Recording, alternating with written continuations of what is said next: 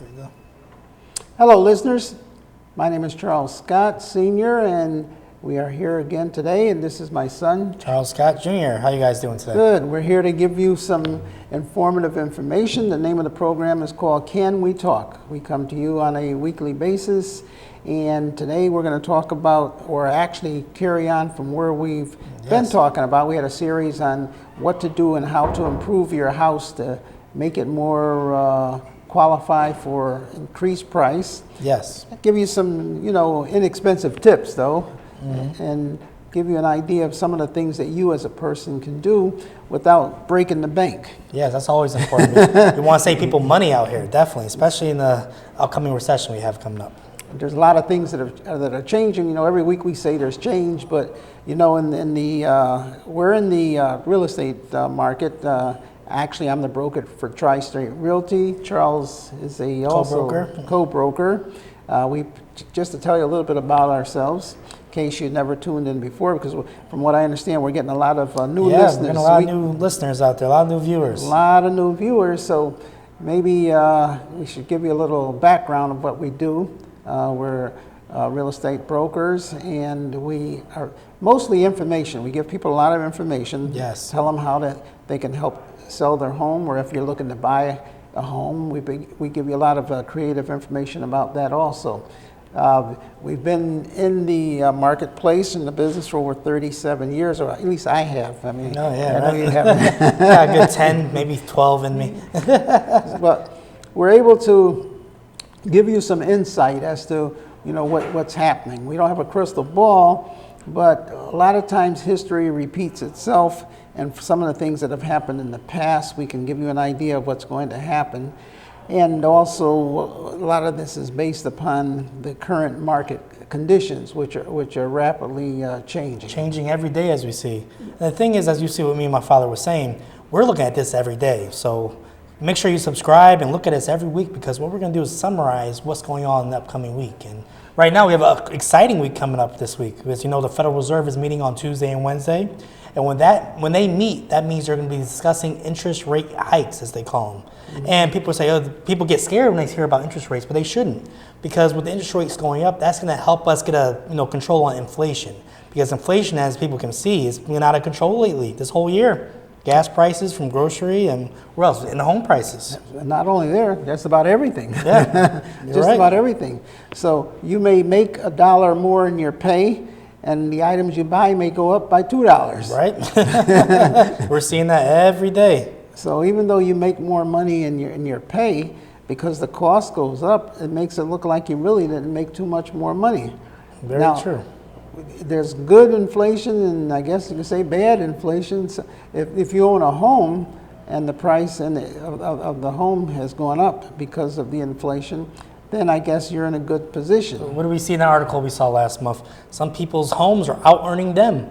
They may be making $100,000 a year, $50,000. Their house went up 120. And you're like, oh my goodness. Well, I always said that to people when people were looking to buy a house.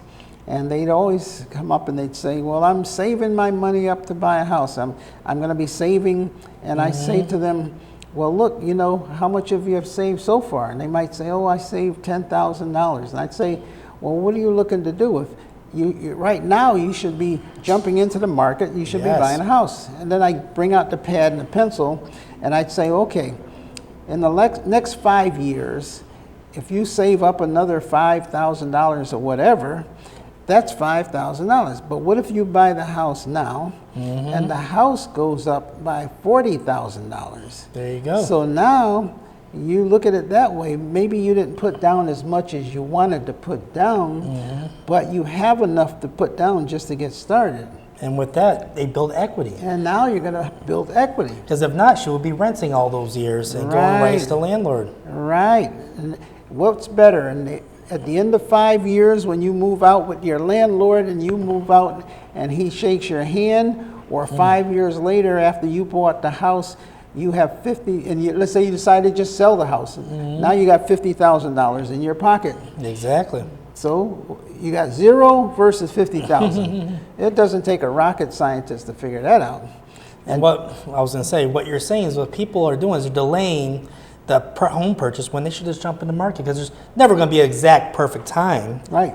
It's got to be what was the perfect time for you.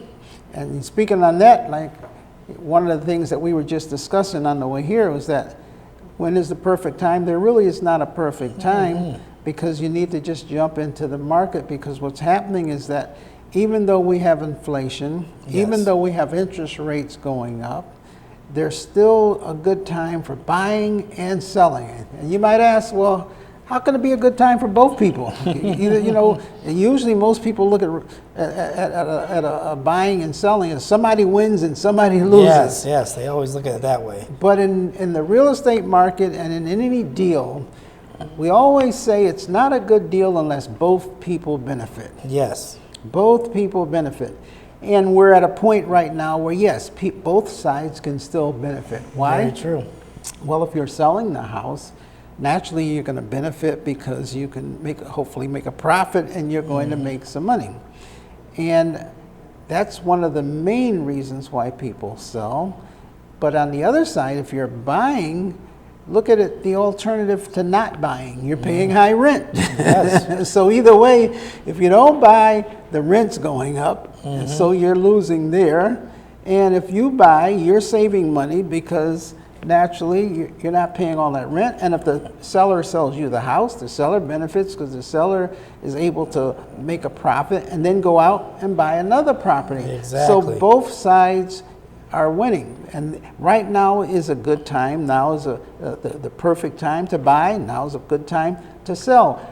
Why can the seller still sell? And because what's happening is, even though prices have gone up, there's still a shortage of inventory. Very true. As we know, we're in Fairfield County. Tell them a little bit about that. Yes. Right now, being in Fairfield County, we're wedged between New York, we have Massachusetts. We're seeing an influx, as we know, New Yorkers coming in the past 2 years. And those people are coming in, they're buying up a lot of the houses, and they're qualified. They're qualified to buy these properties, some paying even cash. And what that is doing is kind of putting a little bit of a squeeze on, let's say, the first-time home buyer. But good news with these interest rates. People see doom and gloom on the TV.